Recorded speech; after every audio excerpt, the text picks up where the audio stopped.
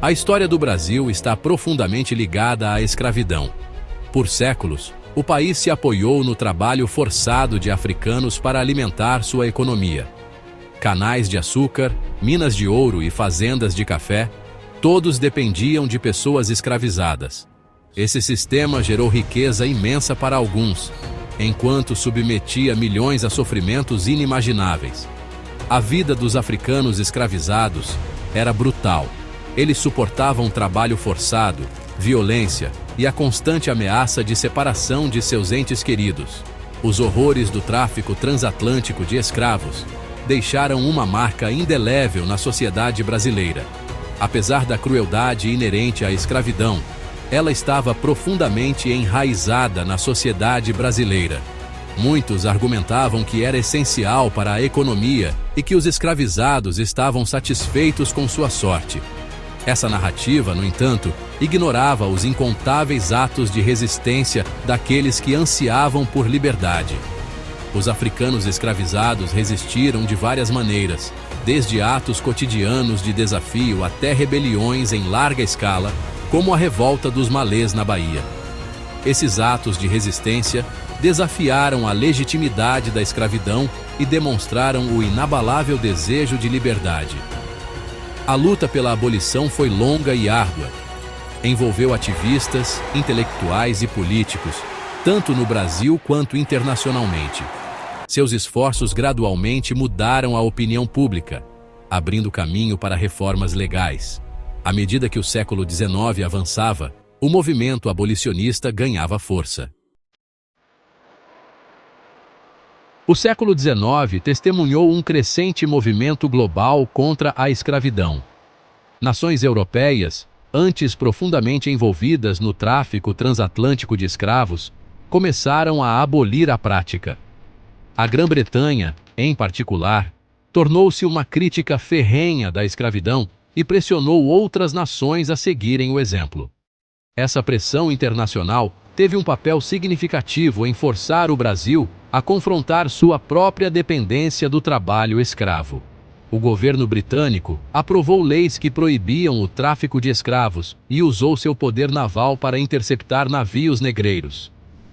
Em resposta à pressão internacional e aos apelos internos por reformas, o Brasil promulgou suas primeiras leis anti-escravidão. A Lei de 1831, embora mal aplicada, proibiu oficialmente o tráfico transatlântico de escravos. No entanto, a escravidão dentro das fronteiras do Brasil continuou sem controle. Essa lei marcou um ponto de virada, reconhecendo a necessidade de abordar a questão da escravidão, mas não conseguindo implementar mudanças significativas. Destacou os desafios enfrentados pelos abolicionistas em sua luta contra um sistema profundamente enraizado. Apesar da aprovação da Lei de 1831, o tráfico ilegal de escravos continuou a florescer. Os traficantes de escravos encontraram maneiras de burlar a lei, trazendo africanos escravizados de outros países. Esse comércio ilícito alimentou o crescimento de certas indústrias, mas expôs ainda mais a hipocrisia do compromisso do Brasil em acabar com a escravidão. A persistência do tráfico ilegal de escravos ressaltou a necessidade de medidas mais fortes e maior fiscalização das leis existentes. À medida que o século XIX avançava, o movimento abolicionista no Brasil ganhava impulso.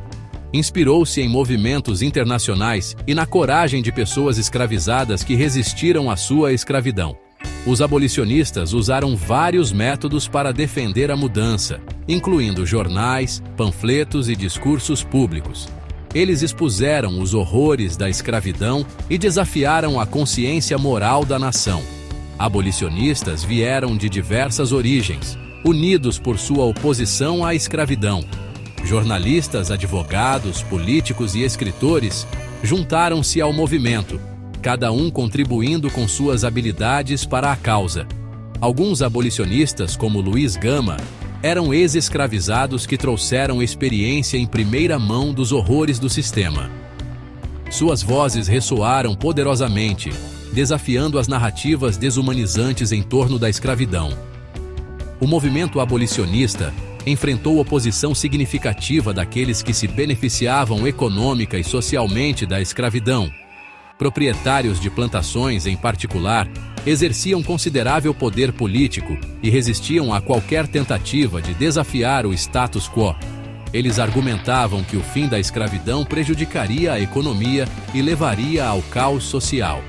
Essa resistência destacou a natureza profundamente arraigada da escravidão e os desafios enfrentados por aqueles que buscavam sua abolição.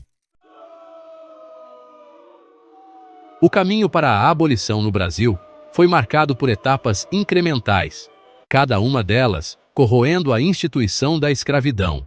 Um desses marcos foi a Lei do Ventre Livre, em 1871, que concedia liberdade aos filhos de mulheres escravizadas, nascidos após aquele ano.